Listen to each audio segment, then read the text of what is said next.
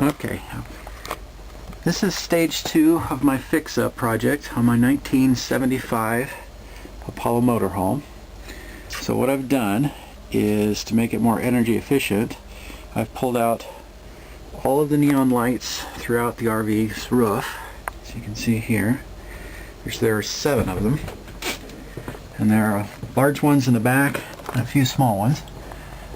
And what I'm going to do is I'm going to convert these all to LED lights.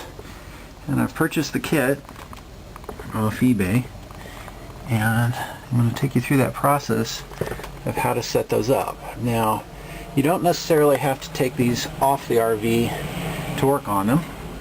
It's cold out here right now, and we got a storm getting ready to come in, and I'm not sure if it's going to be snow or rain, but it's going to be easier for me to work on these in the house than try to deal with it out here. So I will take you on to that as my next step.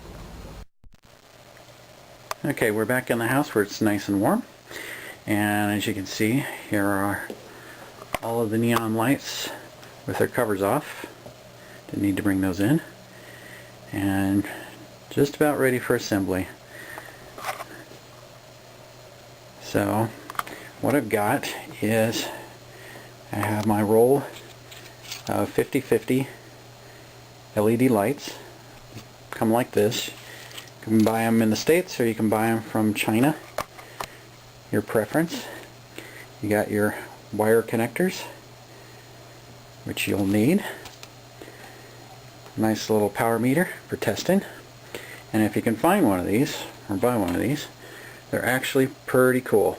It's basically a 12-volt power supply, plugs into the house, and it will put out the same as a car battery. So you can get one of these things, and it's got your positive and negative, and you can basically test out car components that require 12 volts right from inside your house. So I can test these things out before I take them back to the RV to plug them in and make sure everything's working correctly. So that's the next part. So what I'll show you coming up is how to set up the wiring and how to place your LED lights on each of the units and get them wired up properly. Now, in prepping each of these neon cases for the LED lights, the one thing you won't need is you won't need the ballast, these units, anymore, because they have no functionality with the LEDs. So you can either cut them out or cut the wires off of them just to clean up the space for you to work with your LED lights, or you can leave them in. But what I'm going to do is I'm going to remove them, because these little guys are actually very expensive. So you can actually get some of your money back for your installation if you pull these little guys out and pop them on the either eBay or on the web for sale. So what we're going to do is basically we're going to go through and separate them. Sorry if the camera jumps around, I'm kind of working and cutting at the same time.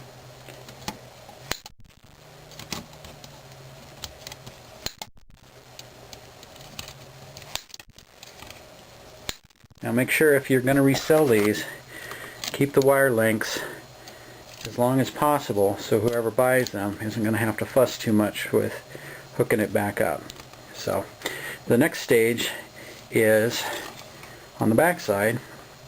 I'm going to have to drill out these rivets. these rivets.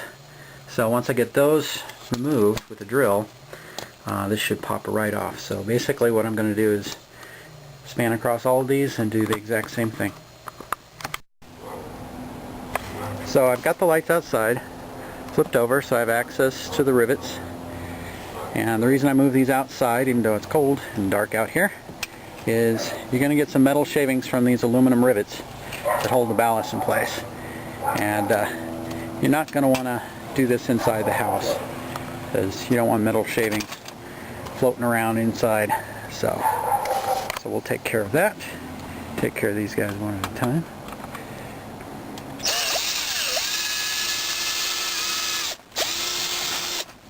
Now I'm going to have to pause the camera because I don't have anybody holding this, so I'll show you what it looks like once I'm done. Alright, so we've drilled out the 2 rivets that hold the ballast in place, and now once you flip it over, it should do pretty much that, except falling on the floor. So there's your ballast, right there. Enough wires for somebody to reuse it if they need it. They want to use neons, and their ballast is blown out on them. So that's ready. So when you're done, your unit, just like this. Sorry, I live next to an airport. So it should look just like this. So what we're going to do is we're going to lay the LED strips along each one of these lines. Okay, so with all the rivets pulped out and ballast removed, this is what you should end up with. All nice and clean and ready for your LED lights. And then you'll have all your nice little balances for resale or storage if you ever want to hold on to them for some reason. I don't really see the need, since once you convert to LEDs, the odds of you going back are very remote.